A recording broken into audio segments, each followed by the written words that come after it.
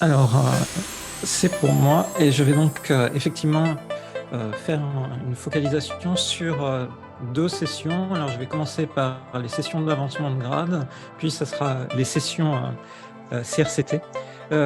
Ici, donc, l'avancement de grade ou promotion dite de droit commun. D'abord, un rappel des conditions de promouvabilité. Au quel moment peut-on faire un dossier d'avancement de grade? En fait, les conditions de promouvabilité en année N sont évaluées au 31 décembre de cette année N. Donc, par exemple, le processus pour l'avancement de grade de 2023 est en cours et les conditions de promouvabilité dans ce cas-là sont bien évaluées au 31 décembre de cette année-là. Et donc, pour les maîtres et maîtresses de conférences, le passage classe normale à hors classe se demande quand, au 31 décembre de l'année N, on est au 7e échelon de la classe normale et avec 50 services. Et pour ce qui est de la hors-classe, vers l'échelon exceptionnel de la hors-classe, il faut 3 ans dans le sixième échelon de la hors-classe. Chez les professeurs des universités, en fait, le passage de deuxième classe à première classe ne requiert pas d'ancienneté. Par contre, pour pouvoir déposer un dossier de première classe à classe exceptionnelle 1, il faut 18 mois dans la première classe et de classe exceptionnelle 1 vers la classe exceptionnelle 2, 18 mois dans la classe exceptionnelle 1. Ceci est dit sur les conditions de promouvabilité. Maintenant, intéressons-nous aux contingents qui sont disponibles pour le CNU. En fait, les avancements de grade sont répartis 50% par le CNU, 50% par les établissements. C'est-à-dire que le nombre de promotions qui va être attribuable une année est calculé à partir du nombre de promouvables remplissant les conditions d'ancienneté au 31 décembre de l'année N-1. Je ne me suis pas trompé par rapport à ce qui a été évoqué auparavant sur les conditions de promouvabilité qui sont vues au 31 décembre de l'année N. Par contre, pour le nombre de promotions disponibles, c'est calculé par rapport au nombre de promouvables de l'année N-1. À noter en fait que si, par exemple, le CNU 27 attribue la totalité des promotions qui lui sont affectées, ce n'est pas toujours le cas de l'ensemble des établissements. Donc, le nombre de promotions ensuite dans chaque grade dépend en fait du nombre de promouvables. Et donc, vous avez ici en fait la manière dont c'est calculé de la classe normale vers la hors-classe. Nombre de promotions correspond à 20% des promouvables. De hors-classe vers l'échelon exceptionnel de la hors-classe, qui est un échelon qui a été quand même récemment créé. En fait, ce nombre évolue en fait vers la hausse, augmente d'année en année. Pour l'instant, il est calculé en fonction de l'objectif d'avoir 10% des maîtres de conférence dans ce grade en 2023 et le nombre de promotions PR, de PR2 vers PR1, 15% des promouvables, de PR1 vers PR classe exceptionnelle 1, 15% des promouvables et de PRX1 vers PRX2, 21% des promouvables. Pour cette année, comme je l'évoquais auparavant, en fait, le processus est en cours et donc la date limite de candidature est fixée 14 février à 16 heures. À noter que le calendrier est là aussi, comme pour le processus de qualification qu'on évoquait tout à l'heure, quelque chose qui est maintenant relativement stable dans le temps. Les résultats des attributions faites par le CNU sont le 6 juin 2023 pour le calendrier de cette année et des attributions locales en septembre.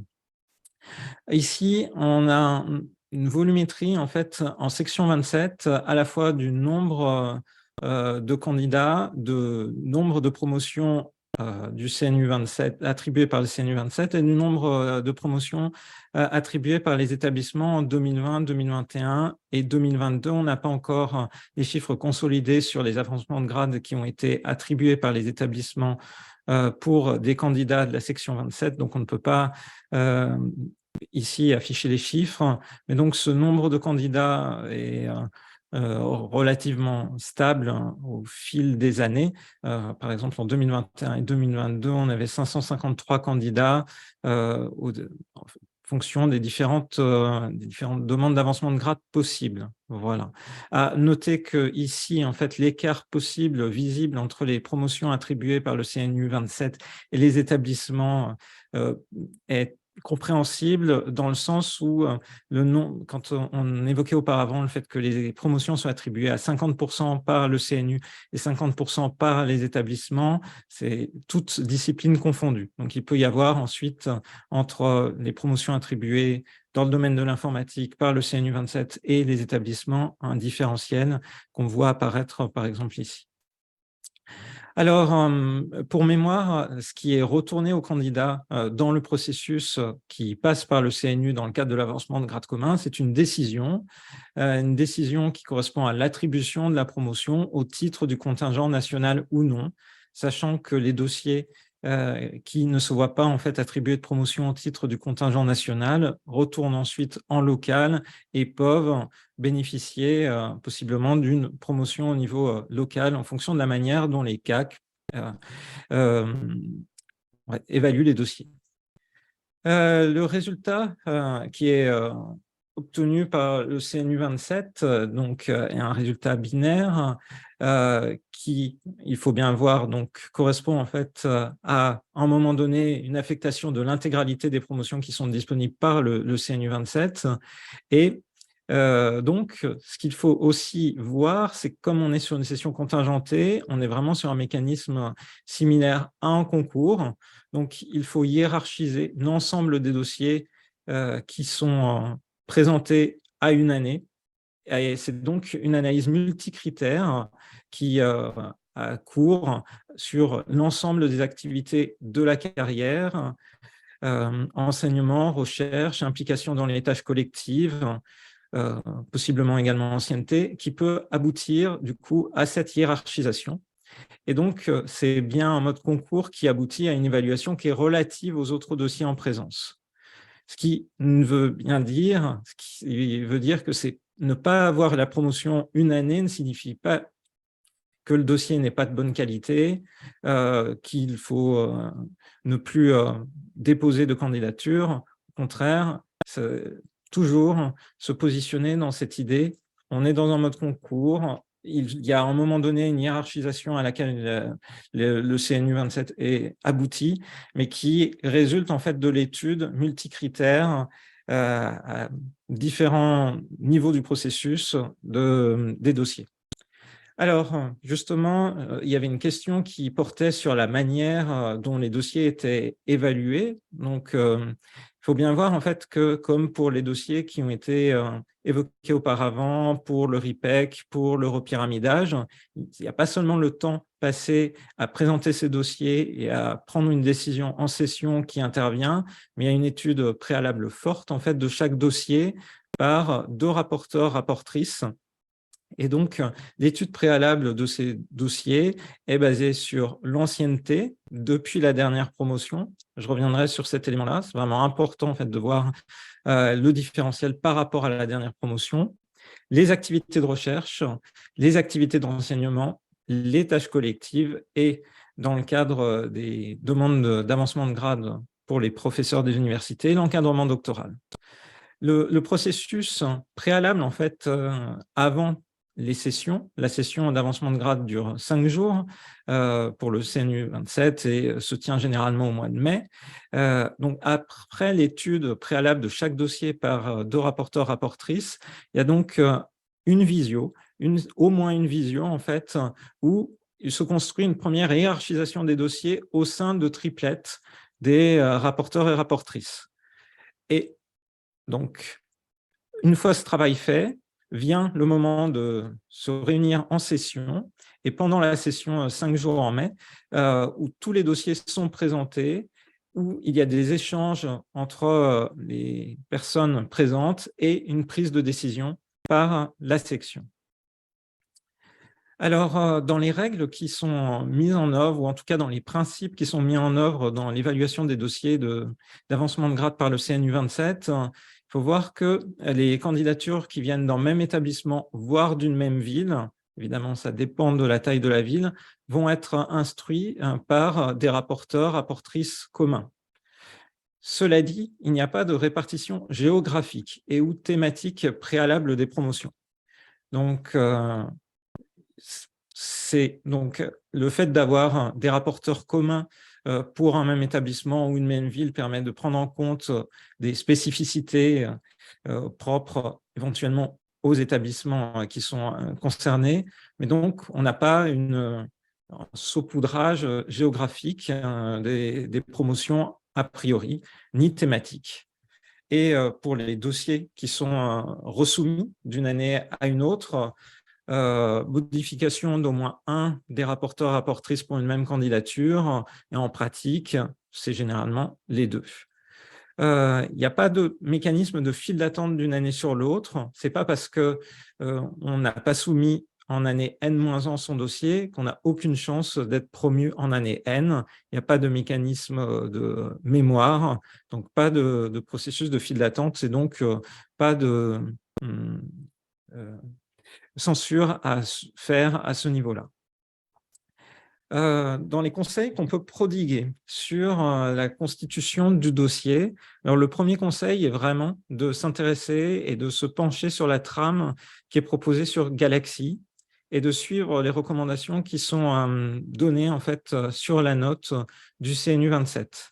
La première recommandation qui est parfois un peu oubliée est celle de bien mettre en valeur le différentiel depuis la dernière promotion ou pour des personnes qui ont été recrutées soit récemment dans le corps des maîtres de conférences, soit professeurs, depuis le recrutement.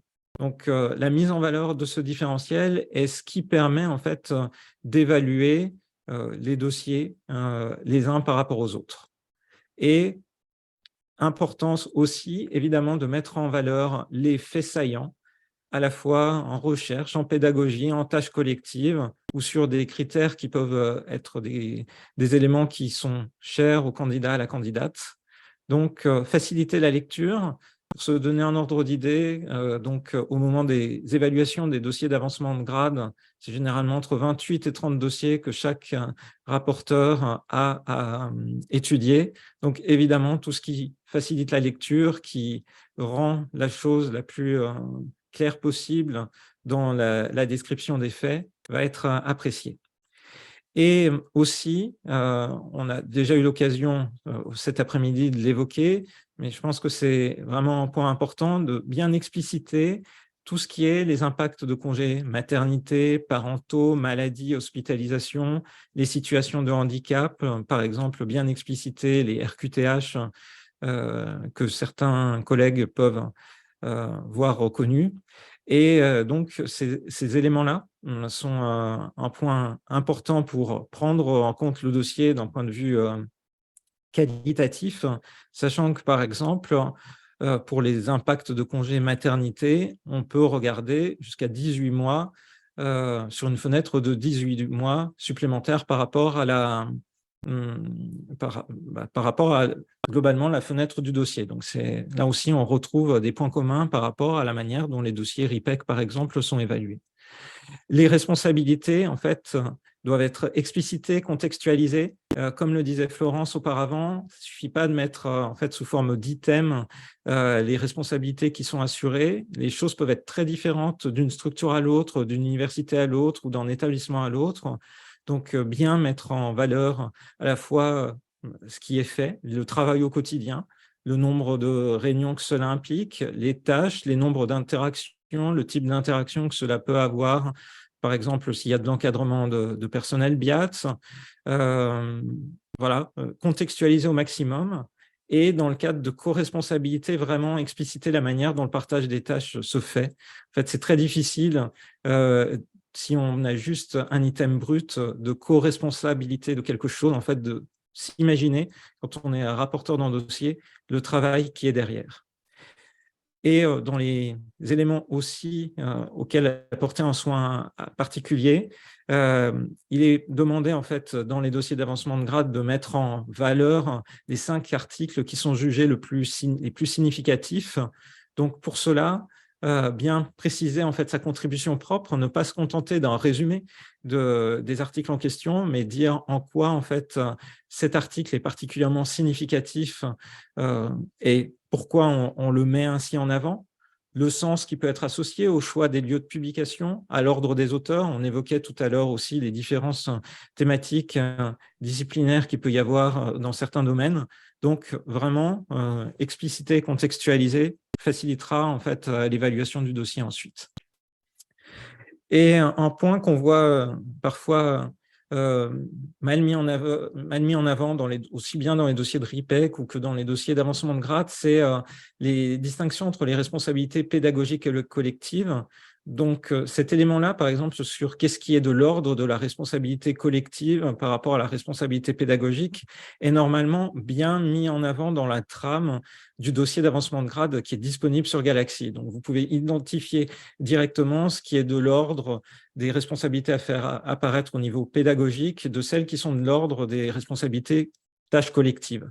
Donc, par exemple, ici, un résumé, pour des responsabilités d'UE, d'année, de filière, on est vraiment dans l'ordre de la responsabilité pédagogique, alors que des responsabilités qui entraîneront, par exemple, en encadrement de BIAX, par exemple, être chef de département, responsable de département d'enseignement, va être de l'ordre de la responsabilité collective.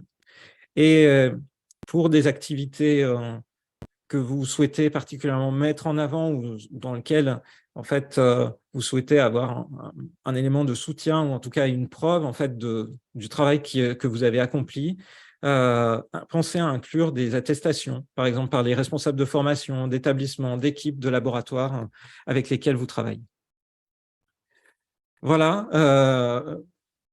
Hop là. Donc, pour ce qui est des conseils sur les dossiers, dans les annexes, dans les ressources utiles sur lesquelles je vais revenir et mettre l'accent, vraiment, pensez à lire la note CNU 27 aux candidates à un avancement de grade et également avoir en tête qu'il y a les rapports annuels d'activité du CNU 27 qui permettent de revenir et de voir en fait voilà, les éléments, la manière dont les dossiers ont été analysés, pris en compte, et puis des éléments quantitatifs aussi en fonction du type d'avancement de grade demandé, du grade dans lequel vous êtes. Vous pourrez avoir des éléments complémentaires en termes quantitatifs. Voilà.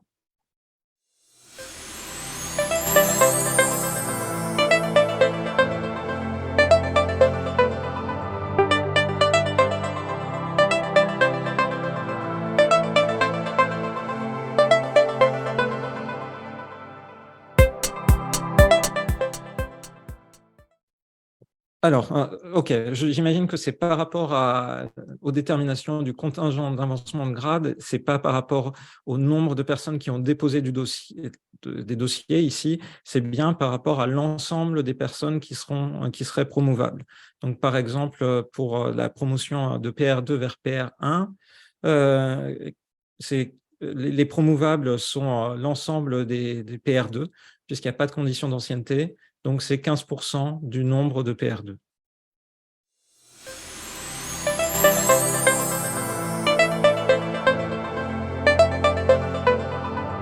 Alors ici, la question de l'ancienneté depuis la dernière promotion est donc pour des personnes qui, par exemple, ont été recrutées maîtres de conférences classe normale, ça va être évidemment depuis le moment du recrutement classe normale au moment où ils demandent en fait la hors classe.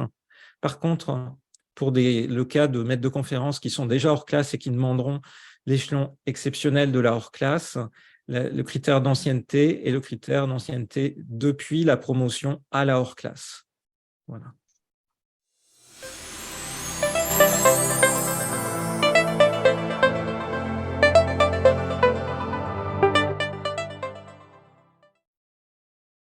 Alors, au niveau de ce qui est précisé sur le site du CNU 27, le site du CNU 27 précise que c'est des attestations qui peuvent être des recommandations, mais ne demandent pas particulièrement l'idée d'avoir des recommandations telles quelles. Est-ce qu'il y a une limite? Il n'y a pas vraiment de limite, mais voilà. Donc, vous pouvez mettre entre guillemets autant d'attestations que vous verrez mises à disposition par les personnes que vous solliciterez.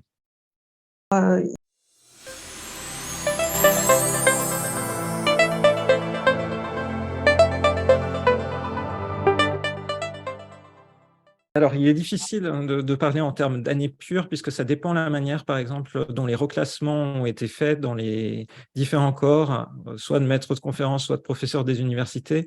Donc, l'ancienneté s'exprime en fonction de votre échelon, en fait, dans le corps pour ce qui est des maîtres de conférences, ou de la durée, en fait, de présence dans un grade, comme ici, le passage de la hors classe vers l'échelon exceptionnel. Donc, ici, on a le résumé concret et complet de cet élément-là sur l'ancienneté.